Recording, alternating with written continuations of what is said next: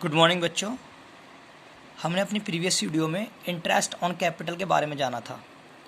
आज मैं थोड़ा सा रिवाइज कराकर आपको provision related to interest on capital के बारे में बताऊंगा। लास्ट वीडियो में मैंने इसके बारे में डिस्कस किया था। एक बार थोड़ा सा रिवाइज कर लेते हैं, फिर इससे रिलेटेड मैं न्यूमेरिकल बताऊँगा आपको। When partnership deed not exist और partnership deed does not provide for interest on capital. यदि क्वेश्चन में पार्टनरशिप डीड के बारे में कुछ नहीं कहा है, यानी पार्टनरशिप डीड के अंदर इंटरेस्ट ऑन कैपिटल के बारे में कुछ नहीं कहा है कि इंटरेस्ट ऑन कैपिटल मिलेगा या नहीं मिलेगा, तो हम इंटरेस्ट ऑन कैपिटल नहीं देंगे, यानी आपको इंटरेस्ट ऑन कैपिटल कैलकुलेट नहीं करना। सेकंड केस में ये कहता है when partnership deed provide for interest on capital but it is silent on whether interest is a charge और एप्रोप्रिएशन। ये पॉइंट बहुत इंपॉर्टेंट था बेटा, इसलिए मैं दोबारा इसको रिवाइज करा रहा हूँ आप सबको कि यदि पार्टनरशिप डीड में provide for interest on capital but is silent on interest is charge operation, कि पार्टनरशिप डीड में इंटरेस्ट ऑन कैपिटल के बारे में कह रखा है कि इंटरेस्ट ऑन कैपिटल प्रोवाइड करना है, लेकिन ये नहीं बता रखा कि वो चार्ज के रूप में प्रोवाइड करना है या फिर एप्रोप्रिएशन के रूप में प्रोवाइड करना है। चार्ज मतलब चाहे बिजनेस में लॉस हो या प्रॉफिट हो, इंटरेस्ट ऑन कैपिटल आपको देना पड़ेगा। लेकिन अगर एप्रोप्रिएशन कहता है तो बिजनेस को अगर लॉस हो रहा है तो आपको इंटरेस्ट ऑन कैपिटल नहीं देना। जैसे इसमें केस में समझा रखा है, 3 केस बताएं, इसके लिए 3 प्रोविजन बताए गए हैं। इस सेकंड केस के लिए 3 प्रोविजन बताए गए हैं। पहला प्रोविजन क्या है? Loss is incurred. यदि बिजनेस के अंदर लॉस हुआ है तो इंटरेस्ट ऑन कैपिटल नहीं दिया जाएगा। Second point, profit before interest is equal और मोर देन प्रॉफिट। यदि प्रॉफिट इंटरेस्ट के इक्वल है या इंटरेस्ट से ज़्यादा है तो आपको इंटरेस्ट ऑन कैपिटल देना पड़ेगा। लेकिन यदि profit interest is less than interest, मतलब प्रॉफिट जो है वो इंटरेस्ट प्रोवाइड करने से पहले इंटरेस्ट से कम है, यानी सीधे सीधे वर्डों में कहें कि प्रॉफिट इंटरेस्ट से कम है, प्रॉफिट इतना ज़्यादा नहीं है कि वो इंटरेस्ट को बियर कर सके, तो उस केस में हम जो इंटरेस्ट ऑन कैपिटल आएगा उसी रेशो में प्रॉफिट को डिस्ट्रीब्यूट करेंगे। मैं इससे ही रिलेटेड आपको एक क्वेश्चन कराने जा रहा हूं, तो ध्यान से समझिएगा। और ऐसा, अच्छा, ये तीनों केस कब फॉलो होंगे?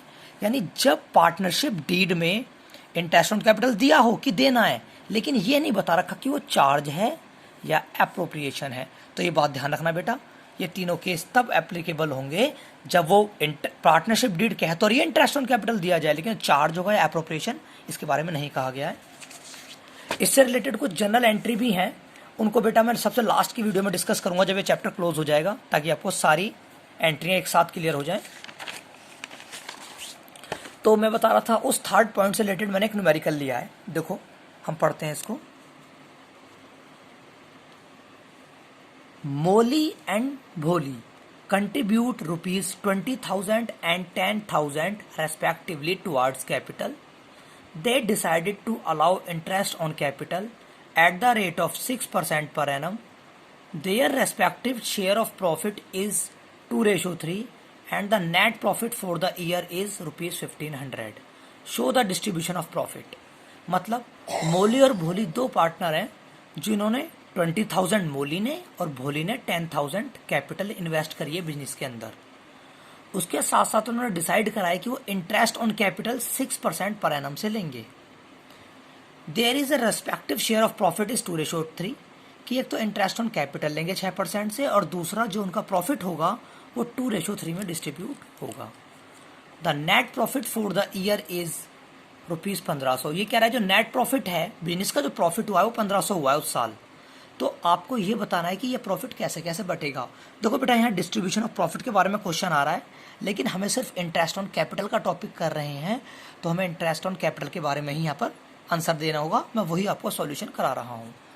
देखो तो नीचे ये कहता है whether there is no agreement except for interest on capital, यानी कोई भी एग्रीमेंट नहीं है इंटरेस्ट ऑन कैपिटल के लिए।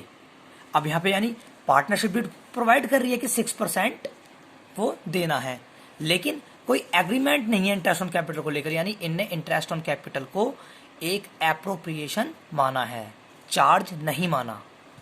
पहले केस में क्या, इसने इंटरेस्ट ऑन कैपिटल को चार्ज नहीं माना है। तो मैंने अभी केस में आपको बताया था, अगर इंटरेस्ट ऑन कैपिटल को नहीं मानते तो उस केस में क्या बताया था, थर्ड पॉइंट ये कहता था कि यदि प्रॉफिट इंटरेस्ट से कम है, तो इंटरेस्ट जो प्रॉफिट होगा उसे इंटरेस्ट ऑन कैपिटल रेशो में डिस्ट्रीब्यूट किया जाएगा। तो देखिए, जैसे मैंने यहाँ पर बताया कि चार्ज नहीं है, यहाँ पे कह रहा है कि बस प्रोवाइड करना था, लेकिन यहाँ पे इसने क्लियर कह दिया कि इसके लिए कोई एग्रीमेंट नहीं है इंटरेस्ट ऑन कैपिटल को लेकर कि देना ही देना है। तो इस केस में हम देखो क्या करेंगे, सबसे पहले हम इंटरेस्ट ऑन कैपिटल निकालेंगे। तो देखते हैं क्या हमारा प्रॉफिट इंटरेस्ट ऑन कैपिटल से ज़्यादा है या कम है। तो पहले इंटरेस्ट ऑन कैपिटल निकालने के लिए हम क्या करेंगे, interest on capital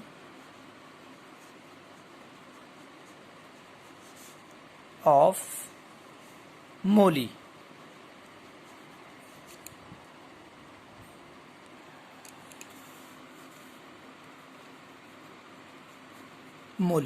interest on capital Molly कैसे कैलकुलेट होगा, मैंने फॉर्मूला पिछली पीरियड में बताया होगा बेटा, कैपिटल इन्वेस्टेड, और मोली की कैपिटल कितनी इन्वेस्टेड थी, 20,000।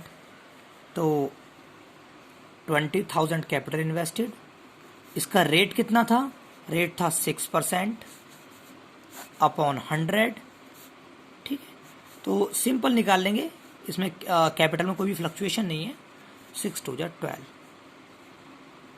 1200 रुपीज। ऐसे ही अब हम निकालेंगे interest on capital of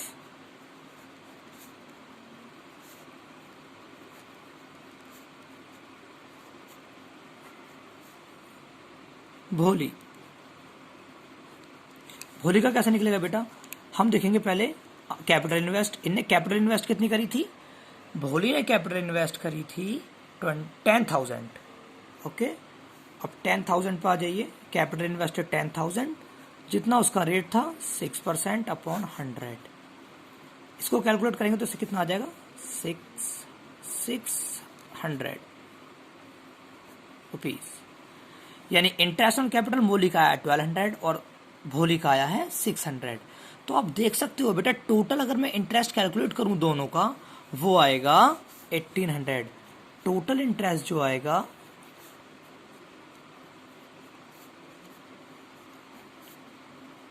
of partners is equal to 1200 plus 600 is equal to 1800। अब आपको क्लियर पता पड़ रहा होगा बेटा कि हमारा प्रॉफिट कितना था बिजनेस का प्रॉफिट था हमारा, net profit for the year is ₹1500, और हमारा कितना आया है इंटरेस्ट 1800, मतलब प्रॉफिट से ज्यादा आ रहा है इंटरेस्ट। और यदि प्रॉफिट से ज्यादा इंटरेस्ट आए तो हम क्या करते हैं, जो प्रॉफिट होता है, यानी जो प्रॉफिट है 1500 रुपये, ये जो प्रॉफिट है इसको हम बांट लेते हैं इंटरेस्ट के रेशो में। अब इंटरेस्ट का रेशो कैसे निकालेंगे, इंटरेस्ट मतलब जो हमने कैपिटल का इंटरेस्ट निकाला है, जैसे 1200 उसका था, रेशो 600 इसका था। तो हम कैसे कैलकुलेट करेंगे, ये 00 से 00 कॉमन हो जाएगी, तो बच जाएगा 12/6। अब इसे कॉमन ले लो, 6 कॉमन लेंगे तो 6 2 12, रेशो 6 1 1, तो 2:1 क्या आ गया, इंटरेस्ट रेशो आ गया। मैंने आपको बताया था कि यदि प्रॉफिट से ज्यादा आ जाए इंटरेस्ट, अब इंटरेस्ट 1800 आ रहा है, मैंने बताया था प्रॉफिट 1500 था हमारा, इंटरेस्ट 1800 आ रहा है, तो हमने जो इंटरेस्ट था यानी 1200 और 600 जो दोनों का इंटरेस्ट था उसको रेशो में बांट दिया, तो रेशो आ गया 2:1। तो अब जो ये प्रॉफिट है 1500 का, ये 2:1 में बट जाएगा 50। तो अब जो मोली है